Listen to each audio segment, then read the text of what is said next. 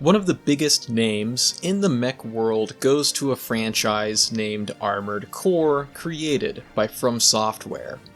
But, like many studios, they have created mini games outside of their staple franchise. If we take a look back to the 90s, back to 1999 to be exact, we can see one of these released on the short-lived Sega Dreamcast. What we're talking about is a game named Frame Gride. Frame Gride takes place in a more medieval-themed world during the fall of an imperial empire to a certain Zolt rebellion. Your pilot is knighted with some legendary magical powers and pilots a giant Frame Gride magic bot in order to combat this rebellion. One of the interesting things about the gameplay here is that parts of your loadout customization will be based around equipped elements rather than raw numbers. Different elements have different strengths and weaknesses. There's also a system to summon in squires for help. Frame Gride had generally mixed to favorable reviews, some citing a poor control scheme or lack of the game being fully realized in some capacity. While it did include a relatively short single-player mode, it would appear that they must have been hoping the online multiplayer function would add a good amount of replayability, but unfortunately the Dreamcast itself couldn't manage to pull players away from PlayStation, which resulted in a lot of defunct online aspects for Dreamcast games past 2001. If you didn't catch it from the title, today's topic is about games set in fantasy worlds that also feature the technologically advanced concept of mecha. While not the most popular setting, you do see it pop up from time to time in anime. Typically, these seem to be isekai stories, that being ones where a main character is from our own world and they get sucked away into another dimension, typically in a medieval fantasy setting. You know, swords, wizards, Dungeons and Dragons, goblins, and elves. A few solid examples of this when it comes to the non-gaming medium would be Visions of Escaflowne, or a Battler Dunbine, and maybe the newest on the market, Knights and Magic. Sometimes the fancy for fairy tales is set much lower, and what would be standard sci-fi setting finds influence through some more Middle Ages concepts like chivalry, the knights errant, bloodline royalty politics, or mythology. I think a good example of this fantasy-influenced but kinda not really fantasy would be Mamoru Nagano's epic 5-star stories. Earlier this year, I covered a game named Vital Shell. It was one of those Vampire Survivors type roguelites, but part of the visual design angle was rooted deeply in mech fantasy. I thought it was a really cool idea, so since then I've been seeking out other games that run with this Magitech concept. But before we talk about some other games that make a steady crossover between orcs and walking tanks, I'll introduce myself. Hi, I'm Empty. I'm a bit of a newcomer into the world of mecha, but I've been pretty enamored by every element of it. I decided to start this YouTube channel to record and catalog my thoughts, feelings, and opinions about all the mech games I'm playing as I go through this adventure. If you'd like to keep up with my videos, feel free to hit the subscription button. If you'd like to take that one step further, you can become a channel member for as low as $1 a month. Thanks! Firstly, let's recap Vital Shell since I thought this one was really fun and just brought it up a second ago. I really liked this one. Its gameplay features a set of arena stages where you fend off swarms of these head monster creatures in your chosen mecha suit. I liked using the knight named Koenig the most, but it also features character archetypes based around rangers, wizards, rogues, and warlocks. It plays like a pretty standard Vampire Survivors-like, in which case you've got a set number of enemy waves to make it through before a boss fight at the end. At certain wave intervals, you'll be given randomized reward selections. This will also happen when you gain enough level up crystals from defeating foes. It's an interesting gameplay loop that is only accelerated by my enjoyment of the theme. I like that attacks can be elemental magic related, weapons taking on the form of things like lances, scythes, or swords, and upgrades being a variety of mystical crystals.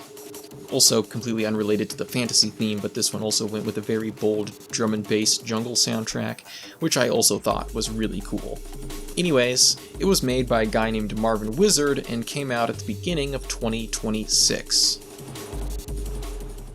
Back in 2022, a man named Matthias Linda, known professionally as Umami Tiger, released a breathtaking throwback to ye olde JRPG, Chained Echoes.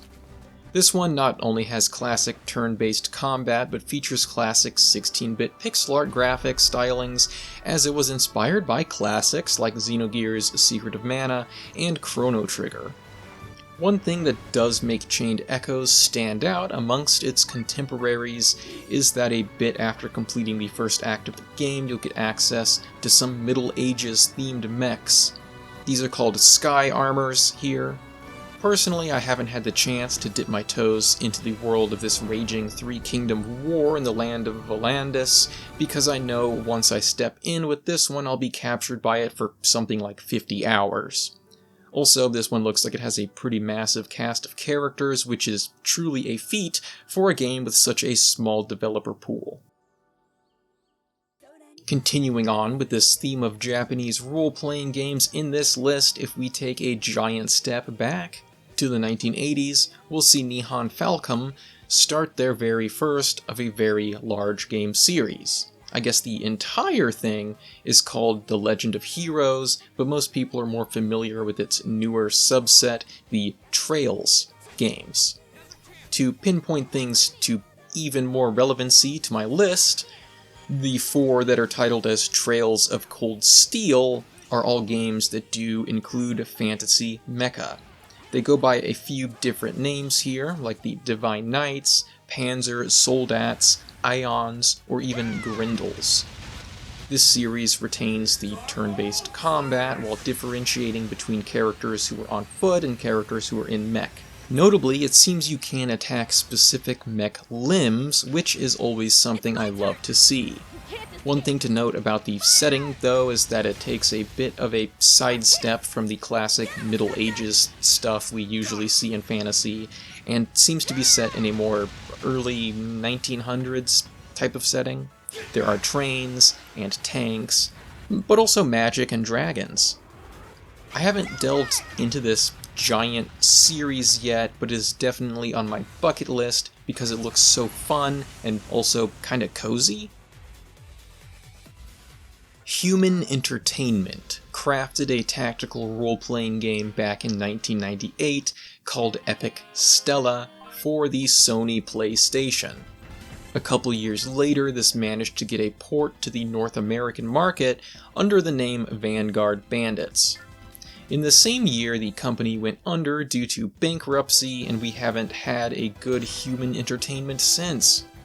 Okay, jokes about their name aside, parts of the dev team went on to make their own studios, like Nude Maker, which ended up creating Steel Battalion, Sandlot, which are the creators of Earth Defense Force and Robot Alchemic Drive, and of course the iconic Grasshopper manufacturer for those hyper-violent Suda-51 classics.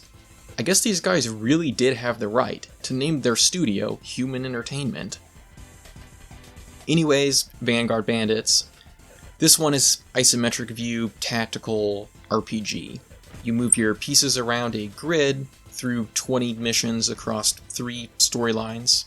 Interestingly, this one has a divergent storyline, which is pretty cool.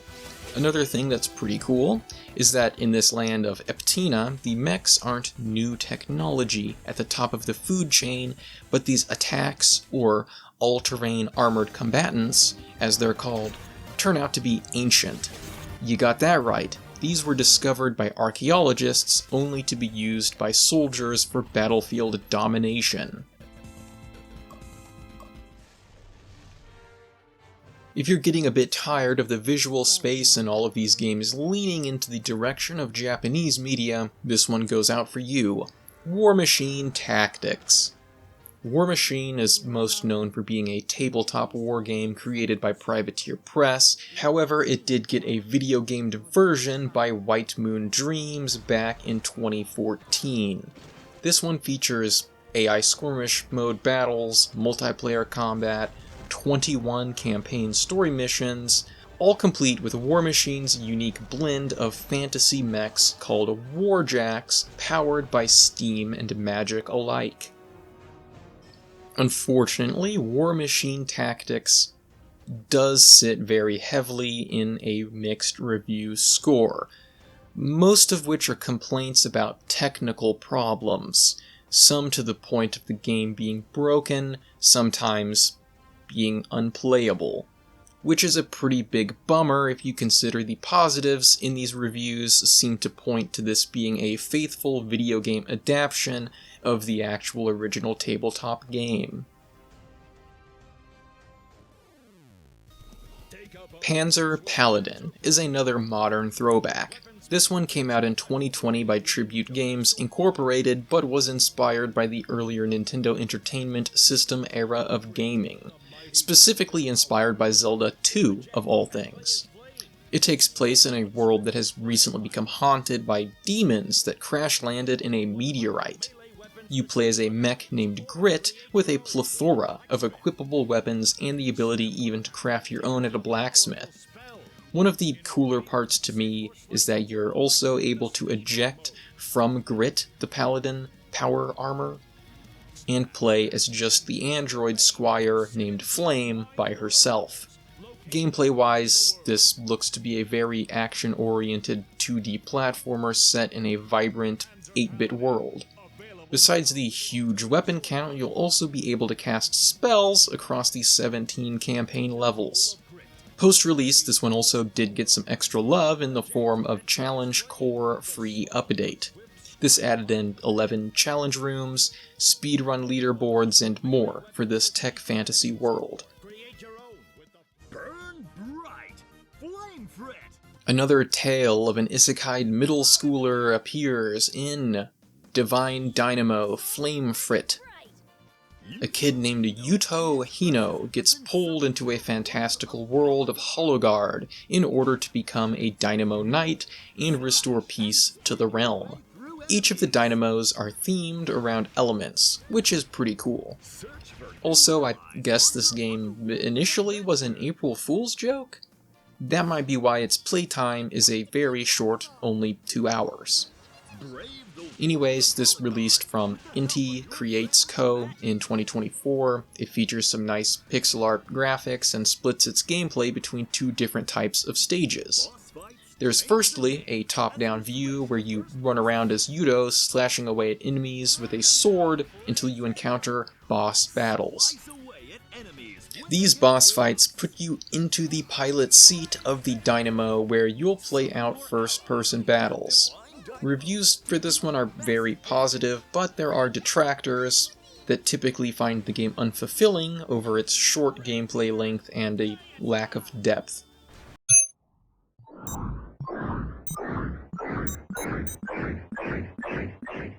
A dev only known as Tholus is working on a game that even combines mech and medieval in its title, Mechieval.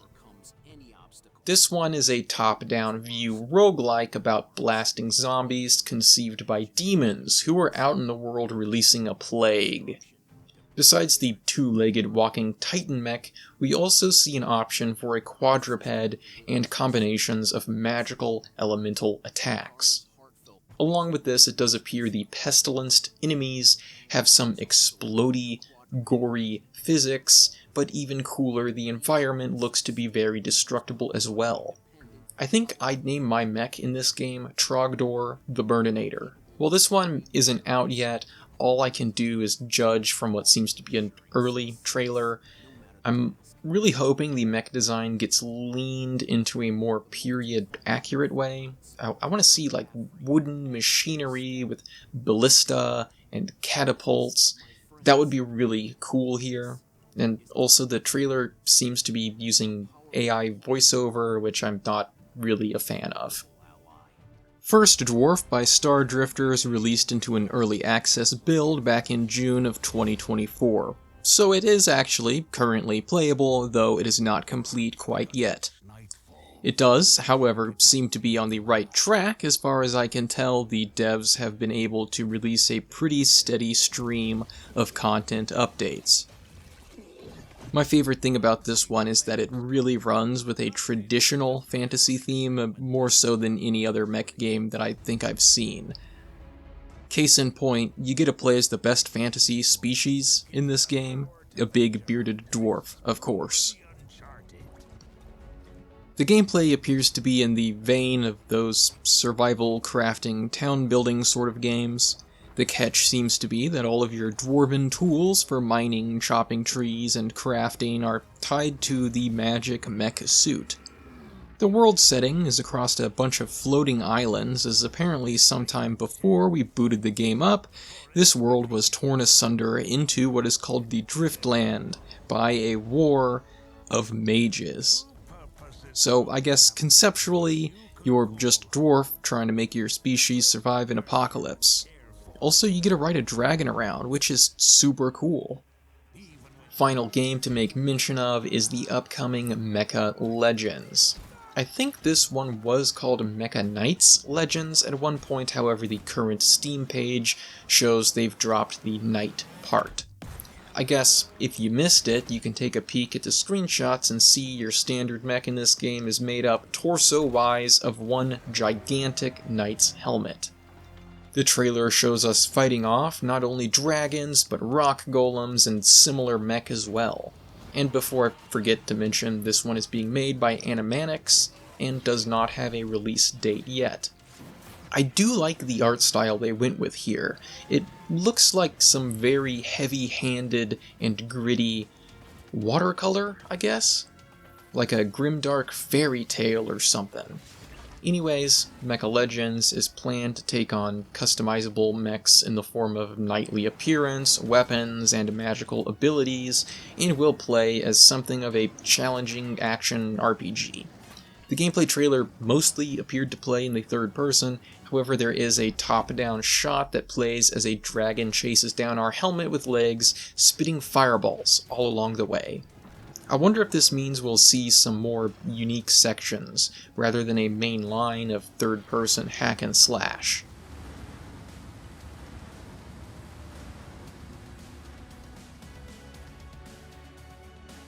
And that wraps things up for today. If you know any other cool video games that bridge the gap between fantasy and mech, let us know down in the comments, as we'd love to see them.